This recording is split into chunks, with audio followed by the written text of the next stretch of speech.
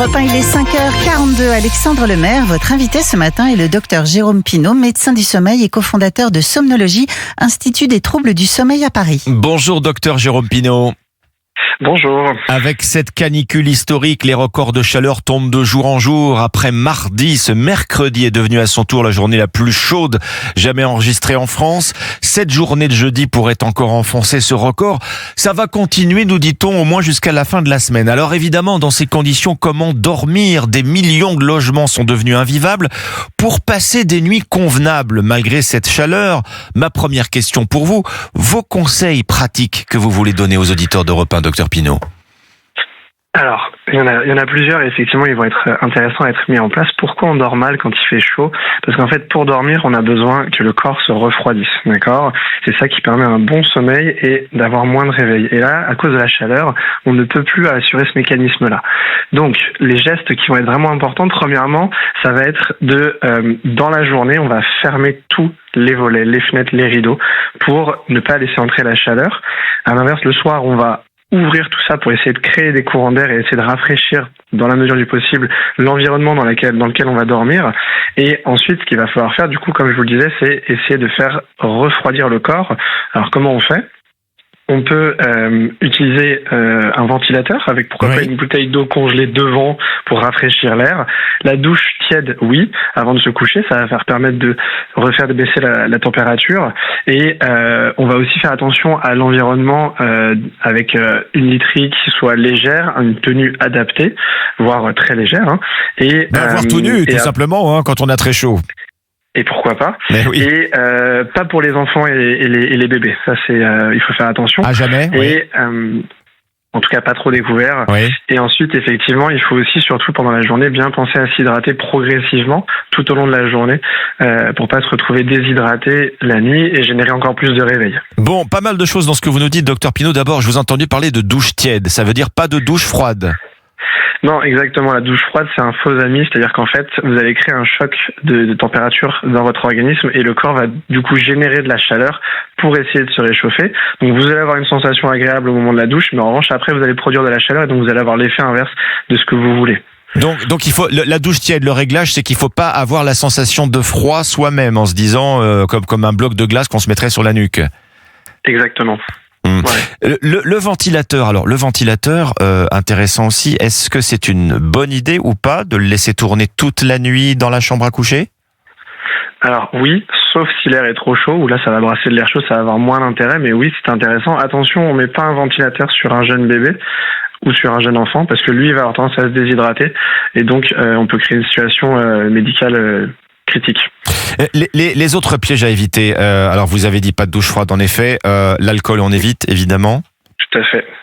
L'alcool on évite parce que ça déshydrate et parce que ça fragmente le sommeil. Donc en fait vous allez non seulement altérer la qualité de votre sommeil et en plus vous allez vous mettre encore plus à risque que ne l'est déjà une période de canicule où vous risquez une déshydratation. Bon, ne pas trop manger non plus le soir, en tout cas adapter son régime alimentaire.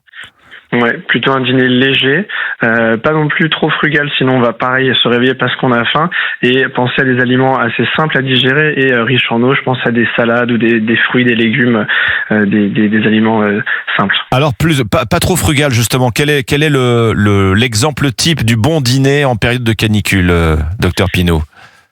Alors, je pense qu'il faudra pas oublier de boire à ce moment-là. Bien sûr. Je pense que quelque chose d'assez simple, avec, je vous dis, une salade avec quelques féculents, des légumes qui vont être type concombre, tomates qui vont être assez riches en eau. Oui. Ça va être intéressant. On va éviter les choses trop lourdes comme les protéines qui sont lentes à digérer, qui vont sûrement perturber le sommeil aussi de ce point de vue-là. Manger froid autant que possible, des repas 100% froids, ça passe bien?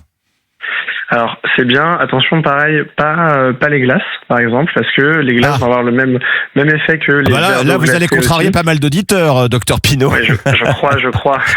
C'est pour leur bien. On va pareil, en fait la glace ou le verre d'eau glacée va avoir le même effet que la douche froide, voilà. C'est-à-dire que ça va vous réchauffer en fait. Vous allez créer de la chaleur pour vous réchauffer. Ce qui n'est pas du tout ce qu'on veut. Bon, soulagement dans l'instant, mais on le paye ensuite en fait. Exactement. Bon, est-ce qu'il est recommandé, alors là vous parliez de la journée, les volets fermés, etc., de s'aménager un temps de sieste pendant une canicule? Est-ce que ça a des effets bénéfiques ou pas toujours? Alors ouais, c'est effectivement une bonne remarque et une sieste courte aura des effets bénéfiques. Alors quand on dit court, c'est 20 à 30 minutes. C'est pas toujours évident d'avoir le cycle, je m'endors, je me réveille dans un cycle de 20-30 minutes. Alors on conseille, ce qui va être compliqué, ça peut être l'endormissement, mais en revanche pour la durée, on conseille de mettre un réveil. Oui. Mais effectivement, les nuits sont plus compliquées actuellement et donc une sieste de courte durée dans la journée peut tout à fait permettre de compenser à minima la fatigue accumulée pendant la nuit. Alors normalement la nuit, pendant notre sommeil, la température de notre corps baisse naturellement un petit peu, c'est ça qui se produit habituellement? Exactement, ça c'est un mécanisme physiologique, c'est-à-dire que c'est ce qui se passe chez tout le monde. En fait, la température corporelle elle baisse de 0,5 à 1 degré tous les soirs pour permettre l'endormissement. C'est un des deux grands mécanismes de la régulation du sommeil. Bon, et là ça serait même plutôt le contraire qui se passe en ce moment. Oui, exactement. Dans les environnements très chauds, quand la température elle est au-delà de 28 degrés, on sait que c'est là où on voit apparaître des perturbations du sommeil parce que cette température corporelle n'arrive pas à redescendre. Ben oui, je vous pose cette question, docteur Pinault, parce que nous connaissons en ce moment les nuits les plus chaudes de notre histoire, dans plusieurs régions. Oui. Ce matin même, on frôle les 30 degrés à Paris, mais pas seulement. 30 degrés au petit jour, plus que simplement perturber notre sommeil. Est-ce que ça peut aussi nous mettre en danger ? Alors pour les sujets sains, ça va être de l'inconfort surtout, même s'il faut toujours être vigilant. Et pour les personnes plus fragiles, ça peut vraiment être effectivement une situation de danger où il faut vraiment faire attention. Alors personnes fragiles, pour moi, j'entends les bébés et les jeunes enfants et les personnes âgées ou les personnes qui ont des pathologies chroniques, des maladies chroniques, pardon. Et eux, effectivement, il faut être très vigilant. Il faut, dans la mesure du possible, toujours avoir quelqu'un qui puisse régulièrement les surveiller.